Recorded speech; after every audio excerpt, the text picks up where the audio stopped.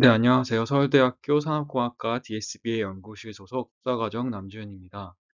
오늘 MPC 두 번째 주차로서 리니어 모델을 적용한 MPC에 대해서 오늘 세미나를 진행하도록 하겠습니다. 네, 커리큘럼상 XA 세미나가 이제 반을 넘어서 이제 8주차가 되었고요. 지난주에 MPC와 리니어 모델에 대해서 간략하게 소개를 드렸습니다.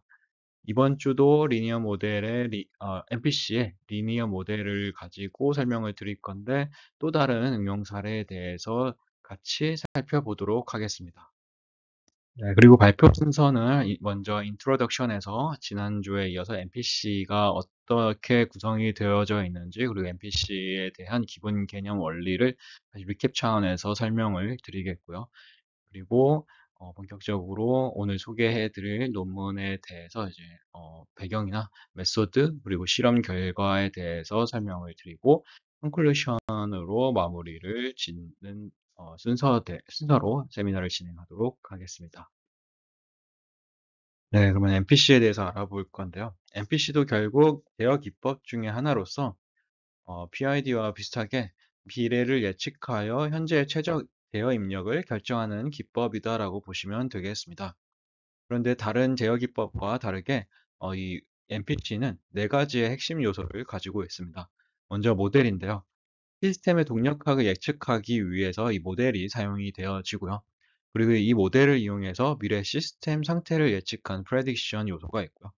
그리고 예측된 미래 행동을 기반으로 비용 함수를 최소화하는 이제 최적화, 옵티마이제이션 요소가 있고, 그다음 매 제어 주기마다 최적화 문제를 재해결하는 receding horizon에 대한 이 네 가지의 핵심 요소가 중요한 포인트가 되겠습니다. 네, 그러면 MPC에 대해서 각 요소별로 좀 더 자세히 살펴보도록 하겠습니다. 먼저 MPC의 모델은 보통 다이나믹스 모델이라고도 부르고 있는데요. 현재 상태를 기반으로 시스템이 미래에 어떻게 변할지를 이산시간 시스템을 예측하는 데 사용을 하고 있습니다. 먼저 스페이스 리프레젠테이션을 다음과 같이 표현할 수가 있는데요. 어떤 상태 K 단계에서의 XK와 그리고 또 제어 입력 K 단계에서 제어 입력 UK라고 했을 때 어떤 펑션, 그러니까 즉 이 두 개의 입력 값을 가지고 동력학을 나타내는 어떤 펑션이 있을 때에 이 펑션을 통해서 K 플러스 1번째의 상태를 우리가 예측할 수 있다라는 어, 것으로 이제 생각을 해볼 수가 있습니다. 그리고 보통 이제 선형 시스템인 경우 다음과 같은 식으로 정리를 할 수가 있고요. 여기서 이제 A와 B는 각각 시스템 상태 정의 행렬 그리고 제어 입력 행렬을 나타내고 있고요. 각각 이제 현재 상태와 제어 명령 이 두 개가 서메이션 돼서 다음 상태를 예측하는 것으로 이해를 하시면 되겠습니다. 네, 그리고 이 모델을 통해서 주어진 현재 시스템 상태 XK와 미래 제어 입력 시퀀스인 UK부터 UK 플러스 NU-1까지를 우리가 사용해서 예측된 미래 시스템 상태인 XK 플러스 1부터 XK 플러스 NP까지를 계산을 하게 됩니다. 그리고 이때 이 NU와 NP는 각각 제어 구간과 예측 구간을 나타내는 어떤 단계 수라고 보시면 되겠습니다. 그리고 일반적으로 그러니까 실제 시스템에서는 NU 단계가 NP 단계보다 같거나 작은 경우가 종종 있다라고 합니다. 그 이유는 이제 아래 그림과 같이서 이제 설명을 드리면 우리가 어떤 NP라는 구간까지를 이제 예측을 하고자 하는데 이전 단계에서부터 이미 우리가 그 원하는 타겟 목표 값에 일정 부분 도달했다라는 가정을 하고 이 NU를 조금 더 미리 끝내서 이 입력으로 놓고 있다라고 보시면 되겠습니다. 이렇게 함으로써 우리가 그 계산량을 조금 더 줄일 수 있는 여지가 생겼다라고 보시면 되겠습니다. 그래서 이러한 예측 과정은 다음과 같은 수식으로 정리를 할 수가 있습니다. 어떤 K 단계가 주어졌을 때 K 플러스 1번째의 이 X 상태는 ASK 플러스 BUK로 나타낼 수가 있고요. 이렇게 쭉쭉쭉 정리를 하다 보면은 이 모든 상태 X 시퀀스를 입력 이육 시퀀스로 표현을 할 수가 있습니다. 이렇게 됐을 때 이제 변수를 줄임으로써 우리가 계산량을 좀 더 이 부분에서도 이제 좀 더 줄일 수 있는 여지가 생긴다라고 이해하시면 되겠습니다. 네, 그다음 알아볼 요소는 이제 최적화 단계입니다. 예측된 미래 상태를 기반으로 해서 비용 함수를 최소화하고 동시에 시스템의 제약 조건을 만족하는 최적의 제어 입력 시퀀스를 탐색하는 과정입니다. 그래서 다음 코스트 펑션을 다음과 같이 정의를 할 수가 있는데요. 먼저 앞의 텀은 상태 오차에 대한 비용으로서 어떤 미래 시점의 실제 상태를 우리가 목표로 하는 상태와의 차이로 이제 비용을 정의를 하고요. 그다음 텀에서는 제어 입력이 사용에 대한 비용 텀으로서 이제 두 개의 비용이 서메이션 돼서 최종 코스트 펑션이 정의가 되어집니다. 그리고 이때 각 상태 오차에 대한 비용 텀과 제어 입력 사용에 대한 비용 텀 각각에 이제 Q와 R로서 이제 가중치 행렬이 들어가 있는 것을 보실 수가 있는데요. 이는 성능과 안정성 사이의 균형 조절을 위해서 필요한 행렬이라고 보시면 되겠습니다. 그래서 먼저 Q를 보시면 Q 같은 경우는 현재 상태가 목표와 얼마나 다른지를 측정해서 이 오차를 작게 만드는 것을 목표로 하고 있습니다. 즉, 이 Q 값을 크게 주게 되면은 목표와의 차이를 빨리 줄이기 위해 공격적인 제어가 이루어진다고 보시면 되겠습니다. 예를 들면 이제 자율주행에 대해서 이제 MCP가 조절을 할 때 차가 그 뭐 회전을 하는 반경을 좀 더 급격하게 스티어링 휠을 조정을 해서 목표 값에 도달하기 위해 그 제어 입력을 더 큰 값으로 주어진다라고 보시면 되겠고요. 이제 R 같은 경우는 반대로 제어 입력을 제한하는 데에 집중을 하게 됩니다. 즉, 에너지 절약이나 부드러운 움직임 등을 제어해 준다라고 보시면 되겠습니다. 네, 그리고 이제 최적화 과정에서 이제 제약 조건도 매우 중요한 부분이긴 한데요. 보통 시스템 같은 경우 이제 물리적이나 어떤 환경 상에서의 제약 조건을 분명히 가지게 되어져 있습니다. 그래서 이 최적화 과정에서도 이런 제약 조건들이 충분히 만족이 되어져야 합니다. 그리고 이 제약 조건에는 두 가지로 분류가 되어집니다. 먼저 상태 제약이 있고 그다음에 인력 제약이 있는데요. 상태 제약 같은 경우는 시스템 상태가 특정 범위를 벗어나지 않도록 제한하는 부분이라고 보시면 되겠습니다. 예를 들면은 이제 자동차가 차선을 벗어나지 않게 제약을 두는 것, 또는 드론의 고도, 또는 공장의 압력 등이 이런 상태 제약에 포함된다라고 보시면 되겠습니다. 그 다음으로는 이제 입력 제약이 있습니다. 제어 입력의 크기나 변화율까지도 이제 제한을 하는 부분이라고 보시면 되겠고요. 스티어링 조작 감각이나 모터 출력 또는 가열기 온도 등이 이에 해당되겠습니다. 그래서 이제 최적화 문제의 형태는 이제 다음과 같이 정의가 되어질 수가 있습니다. 현재 시간 K에서부터 시작해서 NU까지의 미래 제어 입력을 예측을 해서 최적화하는 부분으로 다음과 같이 수식으로 정의를 할 수가 있습니다. 네, 그 다음 요소는 이제 Receding Origin이라고 해서 이제 재계획 부분입니다. 최적화 문제해로 얻어진 제어 입력 시퀀스 UK부터 UK 플러스 NU-1 중에서 첫 번째 제어 입력인 UK만을 시스템에서 실제로 적용을 하게 됩니다. 그래서 이렇게 K 번째에서는 UK부터 우리가 원하는 K 플러스 NU-1까지의 입력 시퀀스를 전체 구하고 그 중에서 첫 번째 요소인 UK만 사용을 하고요. 그 다음 단계에서 또 한번 이제 계속 반복적으로 수행을 하면서 이제 첫 번째 요소만을 계속 사용을 하고 있는 꼴을 여기서 그림에서 확인을 볼 수가 있습니다. 그러면 이런 재계획이 왜 필요한지에 대해서 살펴보면은 먼저 매 주기마다 실제 시스템 상태를 반영하게 해줄 수 있기 때문에 그때마다 새로운 예측과 최적화를 수행함으로써 모델과 실제 시스템 간의 불일치나 어떤 외란에 대해서 강인하게 대처가 가능하게 됩니다. 또한 이 환경 변화에 따라 동적으로 제어 전략을 조정하기 때문에 실시간으로 또 적응할 수 있는 실시간 적응성도 이제 진행될 수 있기 때문에 이런 재계획을 사용한다라고 보시면 되겠습니다. 하지만 이런 NPC도 실제 사용상의 어떤 문제점이나 좀 한계점이 드러나 있는데요. 먼저 매 샘플링 주기마다 이제 발생하는 최적화 문제를 풀어야 하기 때문에 이런 계산 복잡성이 좀 들어가서 이제 실제 사용에 부담이 되어지는데요.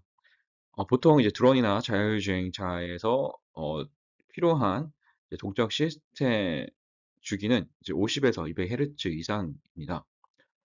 예를 들어서 이제 드론이 만약에 100Hz 제어 주기를 요구할 때에 NPC는 매 10ms마다 문제를 풀어야 하게 됩니다. 또한 저전력이나 저메모리 임베디드 시스템인 뭐 ECU 같은 데에서는 아무래도 이제 고출력 또는 어떤 계산량이 좀 복잡한 또 메모리 이런 것들을 사용할 수 없기 때문에 이 기존 NPC를 가지고 배포하는 데 어려움을 가지고 있습니다.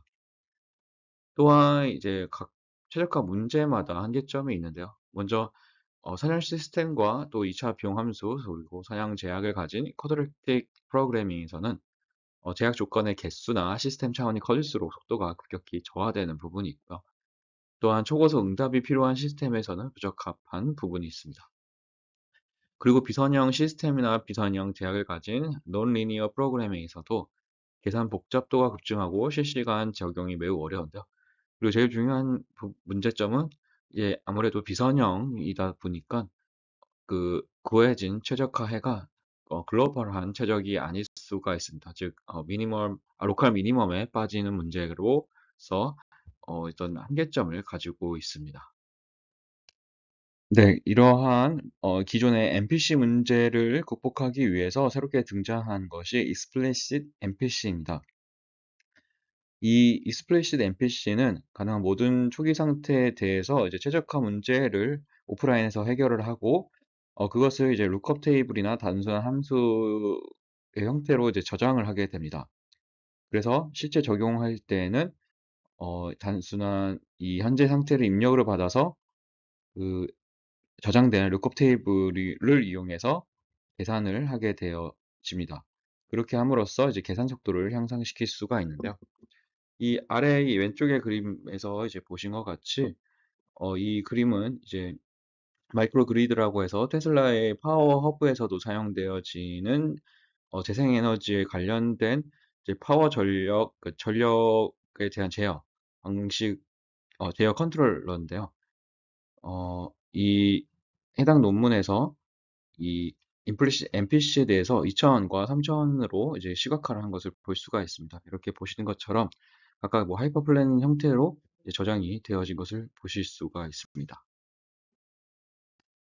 네, 그리고 오른쪽의 연구는 전자 제어 서스펜션에 관련된 연구로서 이제 각 뭐 조건 제약이나 이제 어떤 그 펑션들을 가지고 MPC 옵티마이저를 통해서 룩업 테이블을 구성한 예시입니다.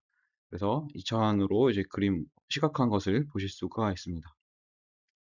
하지만 이런 explicit NPC에서도 이제 한계점이 있는데요. 그러면서 이제 보시는 것처럼 만약에 이제 시스템 차원이 높거나 제약 조건이 복잡해지는 경우에는 상태 공간에 저주가 이제 발생되면서 실질적으로 이제 제약의 계산량을 이제 확보할 수가 없게 되어지고요. 그리고 만약에 이러한 복잡성을 가지고 lookup 테이블을 구성하게 되면은 계산을 할 때 lookup 테이블 없을 때와 거의 유사하게 메모리 사용량이 증가가 될 수 있는 그런 문제점이 존재하게 됩니다. 네, 그래서 이런 기존 NPC와 익스플레시트 NPC의 한계점을 극복하기 위해서 오늘 소개해 드릴 이 연구가 진행되었다라고 보시면 되겠습니다. 오늘 소개해 드릴 논문은 IEEE 그 Transactional Control System Technology의 2021년도 게재가 된 논문입니다. 논문 제목에서 보시는 것 같이 프라이머 폴리시와 듀얼 폴리시를 가지고 이제 뉴럴 네트워크를 사용해서 NPC의 최적화를 빠르게 얻어내겠다라는 목표를 가지고 있는 논문입니다. 네, 그러면은 본 논문에서 이제 제안을 하고 있는 방법들에 대해서 살펴보도록 하겠습니다. 메인 아이디어는 신경망을 활용해서 명시적 NPC 한계를 극복하고 동시에 런타임 검증 메커니즘을 제공하겠다입니다. 여기서 명시적 NPC 한계를 극복하기 위해서 프라임 폴리시 네트워크를 사용했다라고 보시면 되겠고, 이 런타임 검증 메커니즘을 제공했다라는 것은 듀얼 폴리시 네트워크에 대한 관점으로 보시면 되겠습니다. 이 프라이머리 폴리시 네트워크를 이제 듀얼 폴리시 네트워크를 먼저 이 앞장에서 간략하게만 이제 소개를 드리면, 먼저 프라이머리라는 것은 원래 풀고자 하는 최적화 문제, 즉 원 문제라고 보시면 되겠고요. 이 NPC로부터 얻은 최적의 제어 입력을 데이터로 만들어서 신경망을 오프라인에서 학습을 하고 이제 온라인 실시간으로 제어 입력을 바로 예측하고자 사용한다라고 보시면 되겠고요. 그리고 듀얼 폴리시 네트워크 같은 경우는 계약 조건의 만족 여부 및 최적성 근사치를 나타내는 듀얼 변수를 예측하는 신경망이라고 보시면 되겠습니다. 이때 이제 듀얼 변수라는 것이 되게 중요한데요. 이 듀얼 변수는 제약 조건에 얼마나 민감한지를 나타내는 척도라고 이제 보실 수가 있겠습니다. 즉, 값이 크면은 듀얼 변수의 값이 크면 제약 조건에 대한 비중이 더 큰 상황이고, 작은 값이면 제약 조건과 이제 덜 중요한 부분이다라고 것을 이제 가늠해 볼 수가 있습니다. 즉, 우리가 최적화를 구할 때 제약 조건에 대한 부분으로서 접근이 되어져 있냐, 아니면 제약 조건과의 거리가 좀 멀리 떨어져 있는 최적값이냐라는 것을 이 듀얼 변수로 확인해 볼 수가 있다라고 이해하시면 되겠습니다. 그래서 이제 프라이머 폴리시에 의해 생성된 제어 입력의 안전성 및 근사 최적성을 이제 실시간으로 이제 이 프라이머 폴리시 네트워크와 함께 검증하는 네트워크에서 나온 값들을 검증하는 보조적인 역할을 수행한다라고 보시면 되겠습니다. 그리고 학습도 이제 프라이머 폴리시 네트워크와 비슷하게 상태를 입력으로 주면 NPC로부터 얻은 어떤 최적 듀얼 변수를 정답으로 사용해서 예측하도록 학습을 합니다. 그래서 이 부분도 뒤에서 다시 설명을 드리도록 하겠습니다. 그리고 이제 프라이머 폴리시 그리고 듀얼 폴리시 등 어떤 폴리시라는 단어가 이제 이제 포함이 되어져 있는 것을 볼 수가 있는데, 이 폴리시라는 것이 이제 사전 정의로는 이제 조직이나 단체가 목표를 달성하기 위해 채택한 행동 계획이나 원칙을 의미하고 있습니다.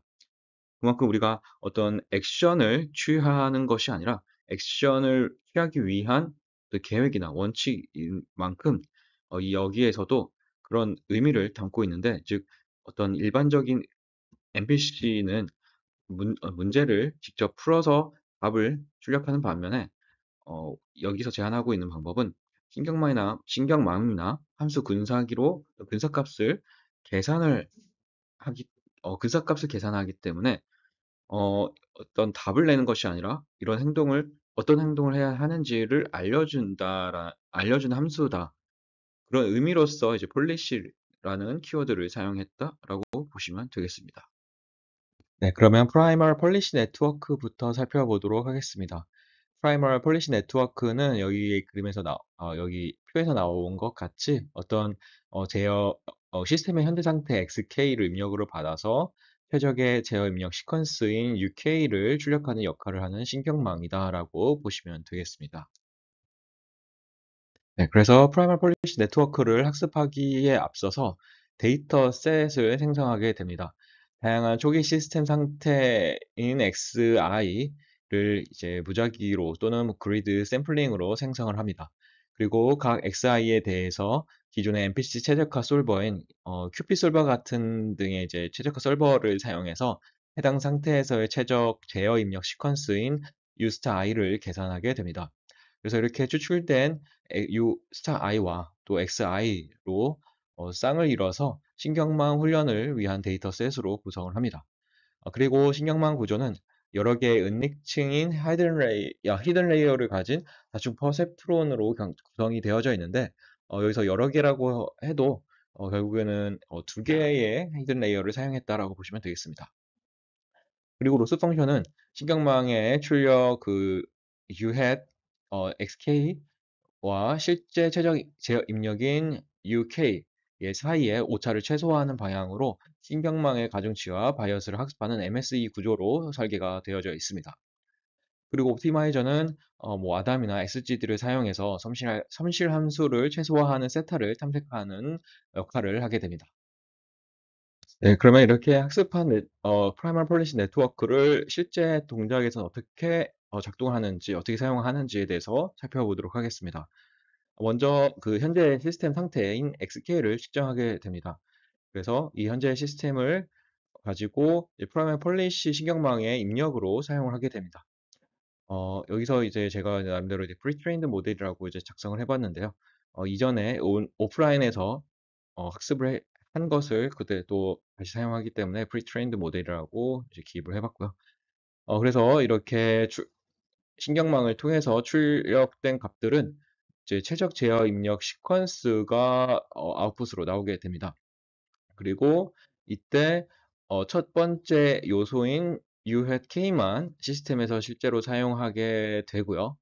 그리고 이렇게 해서 이제 다음 K 플러스 1번째의 상태가 되게 되면은 그때 나온 SK 플러스 1을 가지고 또 한번 다시 모델로 입력을 주어서 또 UK 플러스 1을 시스템에 적용하는 등의 그 재계획법으로 작동을 하게 됩니다. 네, 이런 프라이머리 폴리시 네트워크는 어떤 계산 효율성을 극대화하였고 또 고차원 시스템으로서의 확장성을 가지고 있는 장점을 가지고 있습니다. 하지만 이 제약 조건을 완벽하게 만족하지 못하고 있기 때문에 어떤 새로운 데이터나 환경에서의 최적을 보장하지 못합니다. 그렇기 때문에 듀얼 폴리시 네트워크를 함께 사용해서 런타임에서 예측된 제어 입력의 안전성과 최적성을 검증하는 메커니즘을 추가하게 됩니다. 네, 그러면 듀얼 폴리시 네트워크에 대해서 살펴보도록 하겠습니다. 듀얼 폴리시는 아까 프라이머리 폴리시 네트워크와 다르게 어떤 듀얼 변수를 예측하는 신경망이다라고 보시면 되겠고, 이제 수식으로서 이렇게 정리가 되어질 수가 있습니다. 네, 그래서 듀얼 폴리시 네트워크 개념을 이해하기 위해서 먼저 제약 조건이 있는 최적화 문제의 기본 구조를 살펴보도록 하겠습니다. 예시로 목적 함수 fx가 우리가 최소화하거나 최대화하려는 대상이라고 설정을 했을 때 제약 조건을 gx, y는 c라는 표기로 시스템이 만족해야 하는 조건을 설정해야 했을 때 예를 들어서 이제 물리적 한계나 안전 규칙 등이 해당될 수가 있는데 그래서 최적화 목표는 제약 조건 gx, c를 만족하면서 함수 fx의 최대값 또는 최소값을 찾는 것, 즉 허용 가능한 해 중에서 목적 함수를 가장 잘 만족하는 해를 찾는 것이 목적이 되겠습니다. 그래서 이차원 평면에서 생각을 해보면 이제 다음과 같은 그림으로 해석을 해볼 수가 있는데요. 어, 제약 조건 gx, yc는 xy 평면에서 하나의 곡선 또는 경로를 형성하게 됩니다. 그래서 구하고자 하는 이 곡선 위에 존재를 해야 하는데요. 이 gx, y는 c 곡선 위에서 이 g 함수 곡선 위에서 fx, y의 값이 가장 커지는 점을 찾아야 하게 됩니다. 그래서 직관적으로 생각을 해보면 이 오른쪽에 있는 이제 그 3D 시뮬레이션처럼 fx 등고선을 이제 점점점 이제 키워 나가다가 대학 조건 gx, y는 c에 처음으로 접하는 지점이 바로 이 최적점 또는 이제 최대값 이 되게 됩니다. 네, 그래서 이제 수학적으로 두 곡선이 접한다라는 것은 두 지점에서의 그, 그 지점에서 이제 두 곡선의 일단 그레디언트 벡터가 평행하다라는 것을 의미하고 있습니다. 그 벡터가 또 평행하다는 것은 한 벡터가 다른 벡터의 스칼라 배수라는 것을 의미하고요. 이때 등장하는 이 배수로서의 표현이 되는 람다가 라그랑쥬 승수고 제약 조건이 최적화에 미치는 영향을 이 라그랑쥬 승수로 정량적으로 나타낼 수 있다라고 이해하실 수가 있습니다. 네, 그래서 또 하나 예로 제너럴 폼의 어떤 선형 계획법을 가지는 프라이멀 문제 형태에 대해서 이제 다음과 같이 표현을 할 수가 있는데요. 이때 이 리니어 프로그래밍은 그 목적 함수를 어떤 선형으로 정의를 하고 그 목적 함수를 최소화하거나 최대화하기 위해 선형 제약 조건 하에 최적의 해를 찾는 수학적 최적화 기법이라고 보시면 되겠습니다. 그래서 이 AX는 B 그리고 GX는 H보다 크거나 작다라는 이 조건들을 이제 가지고 있는 이제 어떤 최적화 문제다라고 보시면 되겠고요. 그때 이제 이 각각의 이제 제약 조건 개수와 동일한 어떤 변수들을 정의를 하는데, 이때 그 변수를 이제 dual variable이라고 부르고 있습니다. 그래서 이 dual variable을 UV로 정의를 해서 각각의 제약 조건에다가 곱해줘 줍니다. 그러면은 이때 이제 정리를 하고 나면은 다음과 같은 식으로 이제 정리가 되어질 수가 있고요. 이때 이 x 앞에 나오는 이 개수를 이제 c라고 정의를 하게 되면은 우리가 최초의 primary linear 프로그래밍에서 정의된 목적 함수인 cx와 같은 꼴이 되어질 수가 있습니다. 결국 이 c가 -au -gv라고 정의가 됐을 때 -uv와 -vh는 우리 목적 함수의 어떤 로어 바운드로서 이제 사용이 되어질 수 있는 꼴이 되어집니다. 그래서 이러한 로어 바운드로 나타낸 이 -uv -vh를 다시 한번 이제 맥스 값으로 최대 값으로 어, 목적 함수로 정의를 다시 내리게 되면은 다음과 같이 조건절을 가진 어떤 최적화 문제로 변환이 되는데, 이것을 이제 Dual Linear Programming이라고 정의를 할 수가 있습니다. 그래서 옆에 그림에서 보시면은 이제 리니어 프로그래밍이 아니라 쿼드라틱 프로그래밍 예시를 가져왔는데, 여기서 이제 프라이멀 프로그래밍이 위에서 이제 함수에서 최적화가 이제 빨간 점이라고 표시가 되어져 있으면은 이제 함께 구한 듀얼 프로그래밍에서 이 최대값이 파란 점으로서 어떤 같은 선상에 놓여져 있는 것을 이제 확인해 볼 수가 있습니다. 네, 그래서 다시 정리를 해서 이제 프라이멀 프로브럼을 가지고 이제 듀얼 프로브럼으로 나타낼 수가 있겠고요.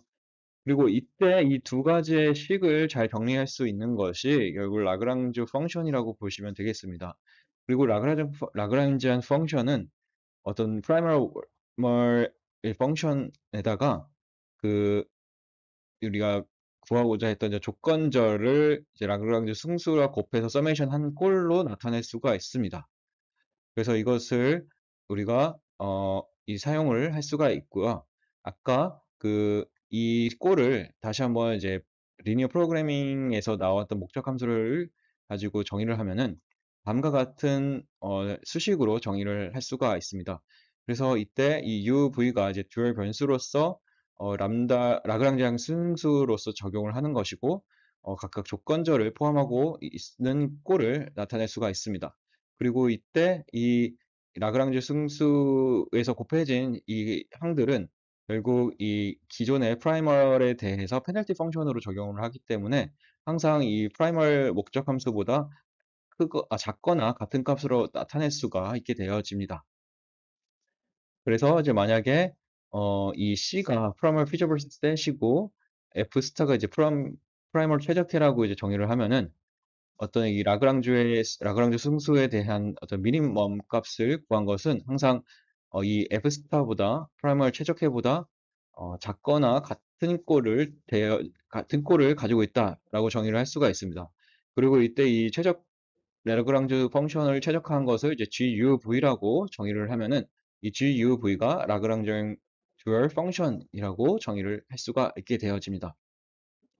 그래서 우리가 아까처럼 이제 어떤 듀얼 피저블, 그러니까 뭐 조건절을 어떤 만족하게 됐을 때 F스타의 로얼 바운드를 제공하는 어떤 역할을 수행한다라고 보시면 되겠고, 다시 수식적으로 이제 나타내게 되면은 다음 꼴로 나타낼 수가 있습니다. 그래서 이것을 자세히 또 살펴보면은 이제 C 플러스 A, U 플러스 GV와 이제 X를 곱해서 해소값을 나타낸 것과 이제 마이너스 BU, 마이너스 HV 한 것을 GUV라고 나타낼 수가 있고요. 이때 우리가 조건절로서 마이너스 AU, 마이너스 GV는 C라고 정의가 되어지면은 앞에 텀이 삭제가 되고 다음 꼴로 이제 우리가 아까 정의를 했었던 어떤 듀얼 펑션으로서 이제 구해지는 펑션이 되어질 수가 있습니다. 그리고 만약에 C 값이 이 텀이 아니라고 한다라고 하면은 이제 X와 이제 어떤 최소값에 대한 부분에 겹쳐져서 이제 마이너스 무한대로 이제 어 이제 마이너스 무한대로 변하는 꼴로 나타내질 수 있다라는 것을 의미하고 있습니다. 네, 그래서 결국 라그랑지안 듀얼 변수 사용하는 목적에는 이제 제약 조건 제거와 최적성 조건 통합이라는 이제 두 가지의 목적이 있습니다. 먼저 복잡한 제약 조건이 있는 최적화 문제를 제약 조건이 없는 unconstrained 형태로 변환을 할 수 있기 때문에 미분을 사용해서 최적해를 찾게 할 수가 있게 되어집니다. 그리고 이제 스테이셔너리 컨디션을 통해서 목적 함수와 제약 조건 간의 균형을 찾아주는 중간 역할을 하게 되는데요. 여기서 이제 스테이셔너리 컨디션이라는 것은 제약이 있는 최적화 문제에서 최적해를 찾기 위한 필수 조건이 뭐 KKT 조건 중에 하나로서 목적 함수의 기울기 방향으로 더 이상 내려갈 수 없는 지점이라는 것을 의미하고 있습니다. 그래서 수식적으로 보면은 이제 라그랑지 펑션을 이제 어떤 미분한 값이 최적화 변수 x에 대해서 미분한 값이 이제 0이어야 된다라는 것을 이제 의미하고요. 결국 이제 목적 함수와 제약 조건의 그레디언트들이 서로 균형을 이루는 지점이 최적해다라는 것을 의미합니다. 그리고 이것을 통해서 목적 함수 제약 조건 간의 균형을 어떤 균형을 찾아주는 중간 역할이다라고 정의를 할 수가 있습니다. 네, 그러면 듀얼 폴리시 네트워크에서의 네트워크를 위한 어떤 트레이닝 방법을 설명을 드리도록 하겠습니다. 먼저 데이터셋 생성은 아까 그 프라이머 폴리시 네트워크와 동일하게 다양한 초기 시스템 상태인 XI를 무작위로 생성을 하고요. 이 각 XI에 대해서 MPC 최적화 솔버를 사용해서 최적 제어 입력 UI와 함께 최적해서의 그 듀얼 변수인 람다 i를 계산하게 됩니다. 듀얼 변수는 최적화 솔버가 최적키를 찾을 때부터의 분수적으로 얻어지는 정보로서 생각을 하시면 되겠고요. 생성된 이 X와 이 람다 I 쌍이 듀얼 정책 신경망 훈련을 위한 데이터셋으로 구성이 되어집니다. 네. 그리고 이제 로스 펑션은 이것도 이제 프라이머 폴리시랑 비슷하게 이제 MSE 형태꼴로 이제 신경망의 출력 람다 햇과 실제 최적 듀얼 변수 람다 스타 사이의 오차를 최소화하는 방향으로 로스 펑션을 정의를 할 수가 있습니다. 네, 그래서 실제 온라인에서 동작에서는 프라이머와 듀얼 서로 이제 폴리시 네트워크에서 각각 그 U 햇과 람다 햇이 추출되어집니다. 그래서 이것을 통해서 실시간으로 검증을 진행을 할 수가 있고요. 먼저 이 스테이션 커너리 컨디션 오차, 즉 람다를 그 x에 대해서 미분한 값들이 이제 0에 가까운지를 측정하게 됩니다. 그리고 그것과 더불어서 이제 제약 위반 검사를 하게 되는데요. 아까 스테이셔너리 컨디션 오차 값과 그리고 각각의 KT에 대한 부분적인 오차 값들을 다 서메이션해서 이 값들이 미리 설정된 허용 임계값보다 어, 작거나 그리고 feasibility가 만족하는 경우에는 출력한 제어 입력 hat k를 시스템에 적용을 하게 되고요. 만약에 허용 임계값보다 크거나 또 제약 조건을 위반했을 경우에는 이 시스템이 이제 백업 컨트롤러라고 해서 다른 제어기로 대체가 되어집니다. 네, 그러면은 본 논문에서 소개하고 있는 케이스 스터디를 좀 살펴보도록 하겠습니다. 이 논문에서 케이스 스터디로는 이 Integrated Chassis Control이라고 해서 이제 자동차 통합 제어에 대한 부분을 설명을 하고 있습니다. 그래서 이 ICC라고 줄여서 말을 하는데요. 차량 동력학 제어 문제로 자율주행 등 실시간성 안정성이 매우 중요한 분야이고요. 목표로는 이제 제약 조건을 만족하면서 차량이 원하는 궤적을 정확하게 추종하고 안정적인 움직임을 유지하도록 제어하는 것입니다. 그래서 아래 그림에서 보시는 것처럼 어떤 차량을 이제 궤적에 따라서 움직일 때 다음과 같은 많은 또 제어 변수, 입력 변수들이 이제 영향을 미친다라는 것을 이제 볼 수가 있습니다. 네, 그리고 ICC 시스템 형태는 논문에서 다음과 같이 어떤 리니어 서메이션 형태로 나타내고 있습니다. 상태 벡터 같은 경우는 다음에 4개의 항목을 가지고 있고 제어 입력은 3가지의 항목을 가지고 있습니다. 그리고 이때 운전자의 조향 입력까지 이제 변수로 사용을 하고 있습니다. 그리고 출력 같은 경우는 이제 3000 벡터로 나타내고 있고요.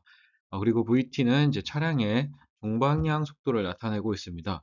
그리고 이 각각의 A, B와 E는 속도 VT에 따라 달라지는 시스템 행렬을 나타내고 있고, 그리고 속도 VT에 따라 달라지기 때문에 비선형적인 어떤 수식을 가지고 있습니다. 그리고 파라미터는 이제 현재 상태, 속도, 예측된 조향 입력과 출력, 이전 입력까지 포함해서 총 19차원으로 구성이 되어져 있습니다. 네, 그리고 목적 함수는 출력 추정 오차와 제어 입력을 최소화하는 방향으로 설정이 되어져 있습니다.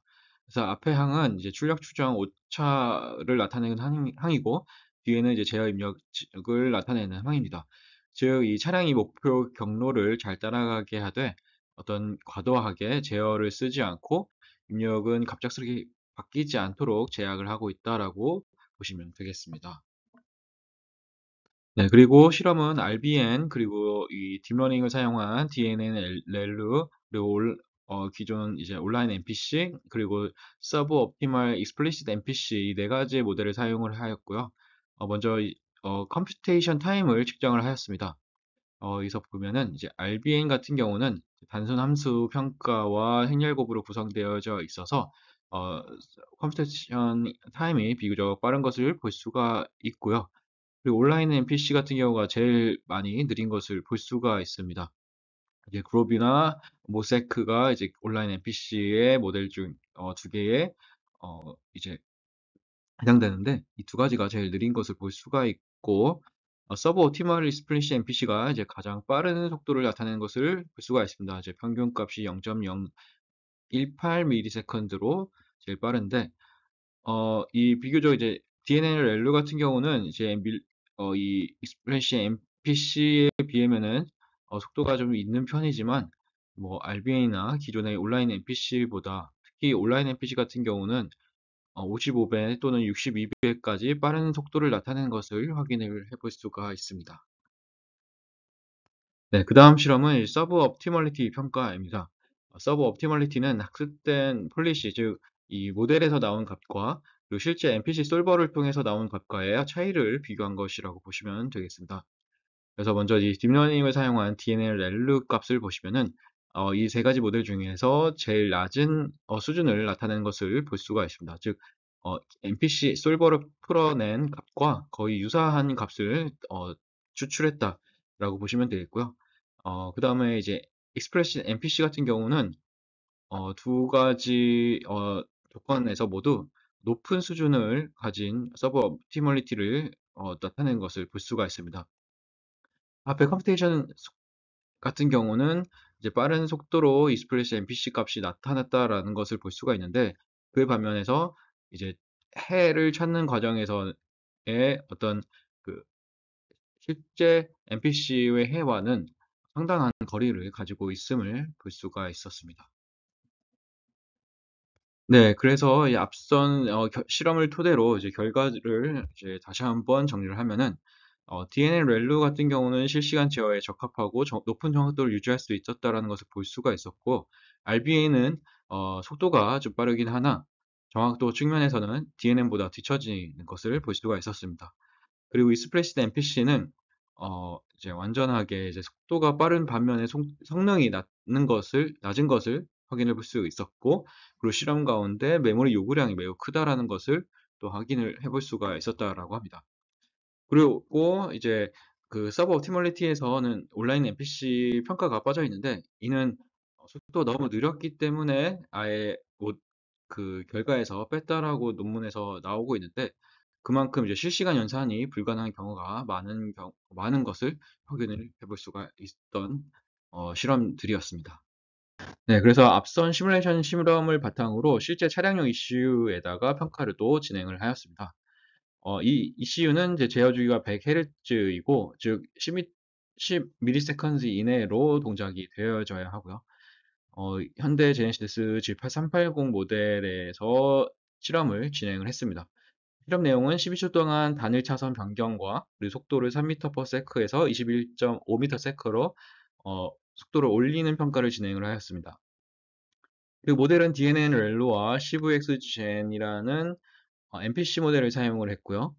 이때 DNN 렐로는 타임은 이제 1.8ms로 100Hz 이내에 동작한 것을 볼 수가 있습니다. 그리고 백업 컨트롤러도 미호출됐다라고 하는데 그 뜻은 결국 제약 조건을 충분히 만족하면서 실험이 진행되었다 라는 것을 어, 어, 의미하기도 합니다. 또한 이제 평균적으로 이제 프라이멀 서브 옵티멀리티가 1.1% 정도로 이제 최적의 상태를 보여줬다라고 하고요. 또 메모리 사용량도 이제 그 CVX 젠보다 이제 거의 3분의 1 수준에 가까운 사용량을 보여주고 있습니다.